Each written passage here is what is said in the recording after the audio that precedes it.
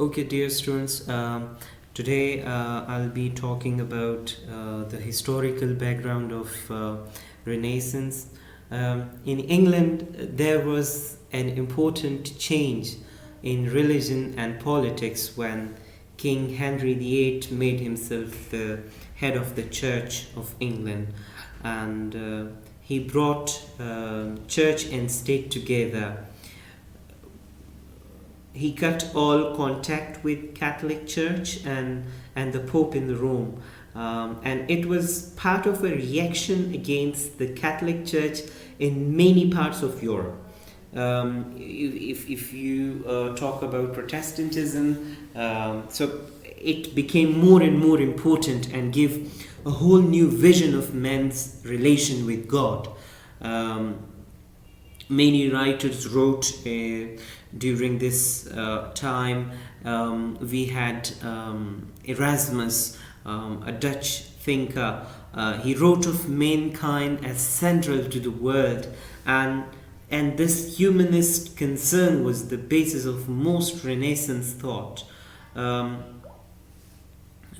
Tudors, which were a Welsh English family, and they ruled for 118 years, and they give two most powerful monarchs to the world, particularly to England, King Henry VIII and his daughter Queen Elizabeth.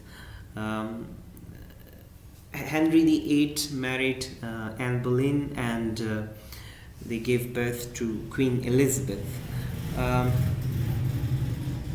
The time when she was born was a period of stability, and Queen Elizabeth became the symbol of the golden age, the symbol of stability for England, right?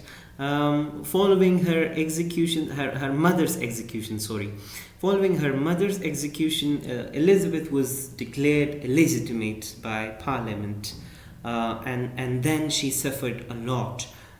She started spending her life with her younger brother Edward. She was educated. She studied Latin, Greek, and if you talk about her sister Mary I, her accession in 1553. Mary I's accession in 1553 actually increased the insecurity of Elizabeth's position. Why? Because she was an opponent of religious extremism.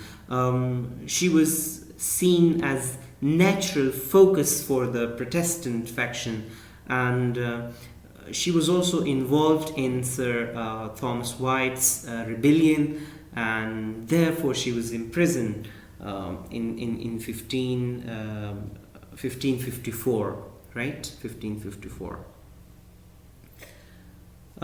Then in 1558, at her accession, Elizabeth inherited a nation which was deeply divided by religious strife. She wanted to restore moderate Anglicanism, right? Anglicanism is actually a particular Christian tradition which was born out of the Protestant Reformation in England, right? It was a reformed Catholicism, or a hybrid between Catholic and Protestant faiths. So once Anglican service or Anglicanism was reintroduced, right? Queen Elizabeth appointed William Cecil as her chief secretary. William Cecil was a very good economist, and he had command over finance, and he proved to be a very good secretary and a very good advisor to Queen Elizabeth until his death in 1598. If we talk about the personal life of Queen Elizabeth, she never married, right? The Parliament was very anxious to secure the Protestant succession, and the Parliament urged her to marry, but she refused. Although throughout her government, she used marriage as a diplomatic counter in her relations with France.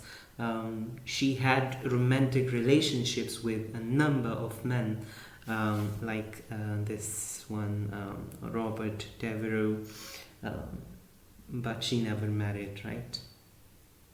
Okay.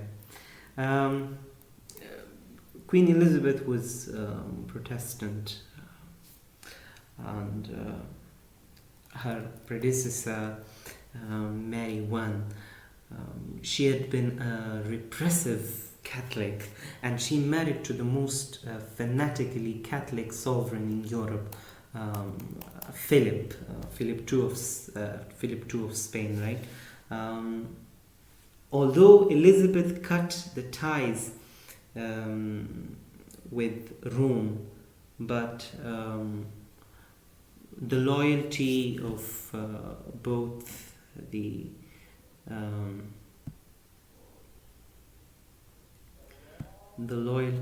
both the Catholics and the Puritans, like she won their loyalty, and that was very good on her part. And by her devotion, evident devotion to the welfare of her people, she also created a national self-confidence, right? And that self-confidence then bore fruit in the last 15 years of her reign, notably in literature and in works of such writers as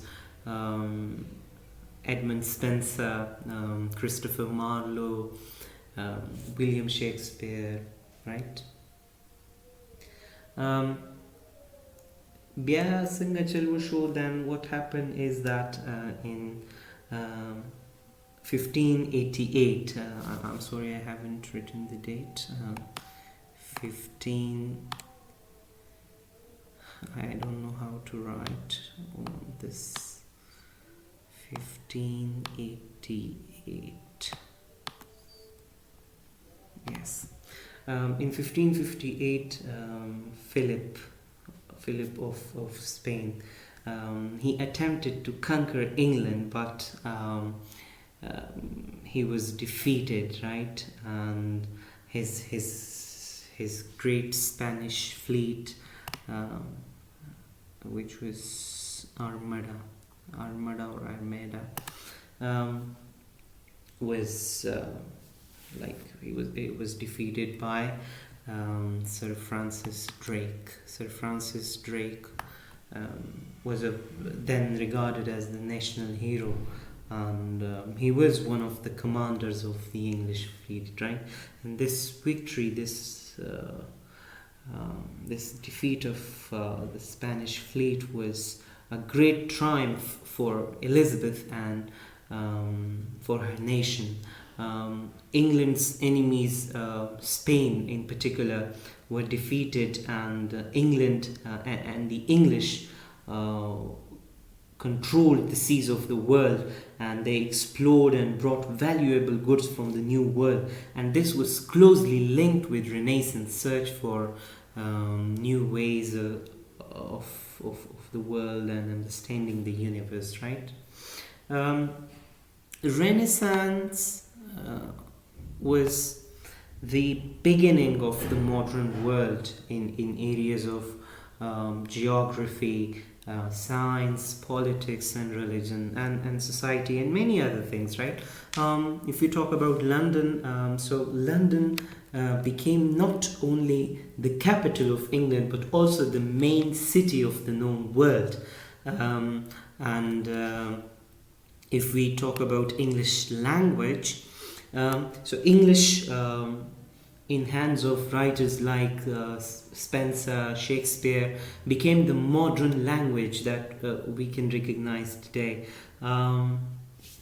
This invention of printing press, it was it meant that all kinds of writing were open to anyone who could read.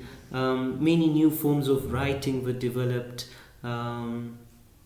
This was then the age of Shakespeare, the golden age of English literature and particularly English drama.